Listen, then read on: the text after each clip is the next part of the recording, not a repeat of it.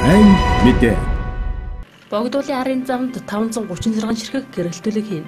Богдуулын арын 17.1 км автозамд хийх гэрэлтүүлэх ажлын гүйцэтгэгчээр 2 компани шалгарч гэрээ байгуулан ажиллаж байгаа сайн мэдээг дэлгэрүүлье. Тус замд нийт 536 ширхэг гэрэлтүүлэг хийснээр шөнийн цагаар Богдуулын замаар зорчигчдын үзэгдэх орчиг сайжруулж аюулгүй байдлыг нь хангах сайн үр дүнтэй байна. Тэгээ энэ зөвхөн зайсан тэтгүүл дээ. Ер нь бол одоо бид нар энэ замуудаа олон улсын жишгт хүргэх гэдэг нь зүгээр гэрэл тавиад байгаа юм биш. Тийм ээ? Ер нь олон улсын жишгийн замуудын одоо тоноглолуудыг тийм болгох гэдэг. Гүйцэтгэгчээр шалгарсан DMTM компани нь Ярамгийн гүрнээс зайсан Их тэнгэр River Beach хүртэлх 8.4 км автозамын 240 ширхэг гэрэлтүүлгийг хийх юм. Одоогоор цахилгааны тэжээлийн 1.8 км кабель шугамын шууд уухах ажлыг трассын дагуу хийж байгаамаа. Гэрэлтүүлгийн тэжээлийн кабелийн шуудыг эхний 2 км дуухаж шонгийн суурийг бэлэн болгосон байна.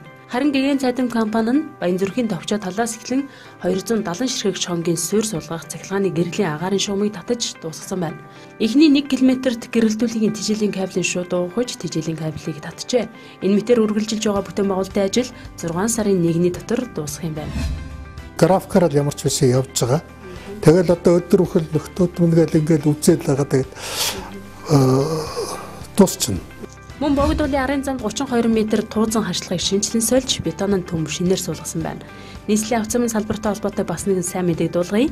2016 онд хотод замын чиг заах урьдчилан мэдээлэх 20 самбарыг нийтийн эзэмшлийн гудамж зам талбайн гол болон нийтийн үйлчилгээний Улаанбаатар нэгтгэл нийслэлийн авто замын газартай гэрээ байгуулжээ. Дээрх чиг заасан мэдээлэх самбарыг нийслэлийн авто замын газар, замын цагдаагийн газар хамтран зөвшөөрсөн байрлалыг тодорхойлж мэдээлэх самбарын тулгуурыг байрлуулсан сайн мэдээ хүргэлээ.